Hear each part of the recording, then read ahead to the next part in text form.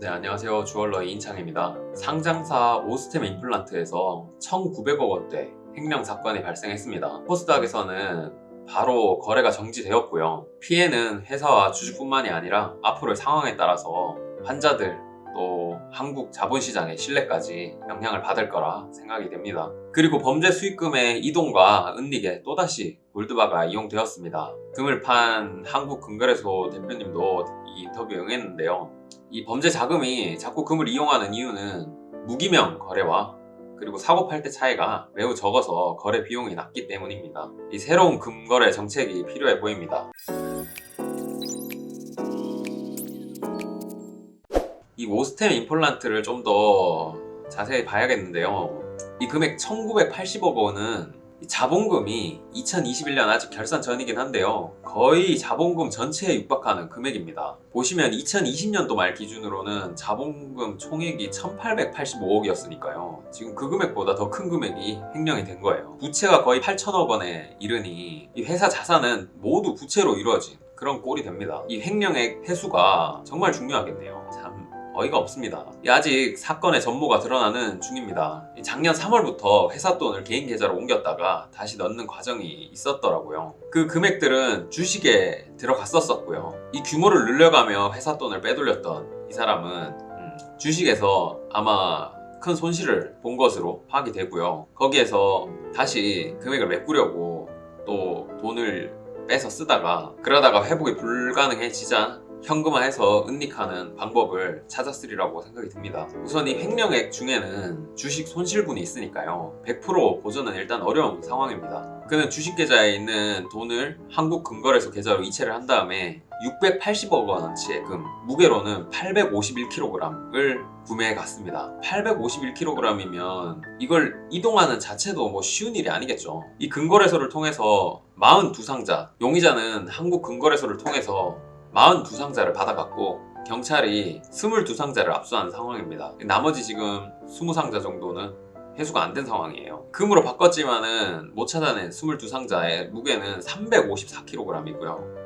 금액은 280억 원에 달합니다. 여기 보시면 오른쪽에 있는 바가 1kg짜리인데요. 25개가 검은 박스 안에 들어있습니다. 얘가 25kg 정도 되고 금액은 20억 정도 됩니다. 이렇게 횡령된 돈에 지금까지 찾아낸 금액은 주식, 현금, 금 이런 걸 다 포함해가지고 670억 정도고요. 나머지 금을 다 찾는다고 해도 합하면 피해 금액의 절반 정도밖에 되지 않습니다. 정말 주주들 입장에서는 답답할 노릇이죠. 이 와중에 오스템 임플란트 직원인 듯한 사람이 이 블라인드에 올린 글은 정말 공분을 사고 있습니다. 정말 좀 정신 나간 애 같아요. 자신들 회사 구조가 어떻게 되는지 전혀 파악을 못하는 것 같습니다.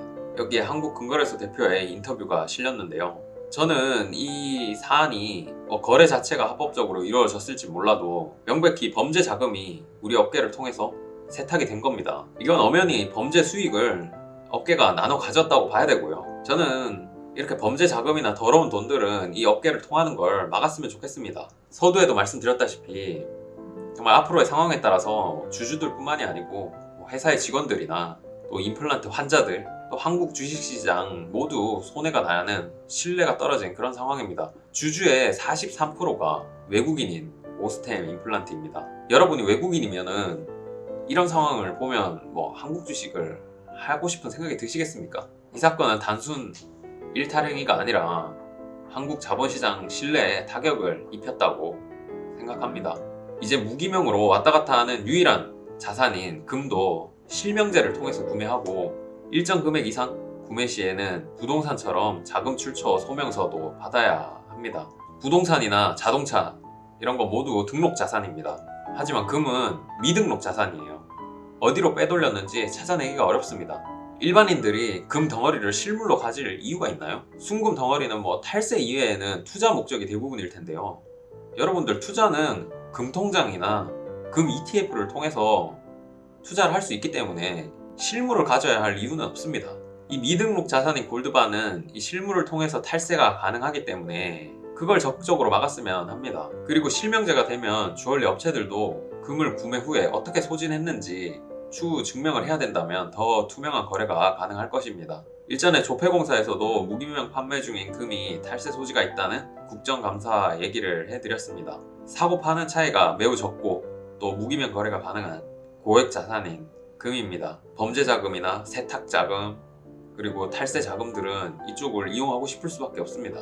제가 생각한 내용을 정리하자면은 이 골드 투자는 은행이나 증권사에서 ETF나 금통장으로 하시고요. 골드바 매매는 실물로 하시려면은 실명으로 거래하시고요. 1억 이상은 자금 출처 소명서를 받게 했으면 좋겠습니다. 그리고 주얼러들은 순금의 판매자와 매입자 내역을 소명할 수 있게 꼭 신상을 받기를 바랍니다. 이렇게 법적으로 제도적으로 정비를 할 필요가 있습니다. 이렇게 하면 금에 대한 이 대규모 불법 거래만큼은 추적할 수 있으리라고 보고요.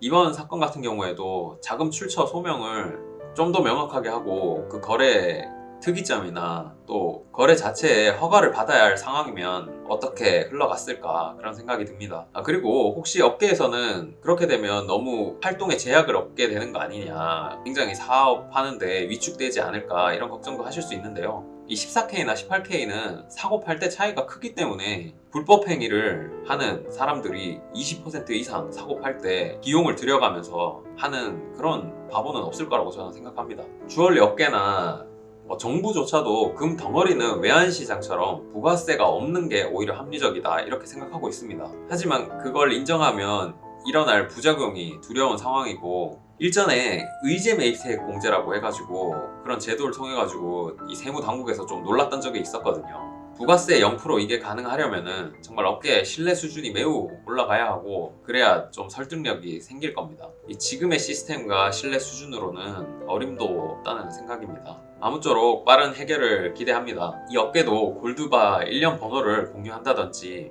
또 현금화되는 창구를 적극 막아야겠습니다. 지금까지 시청해주셔서 감사합니다.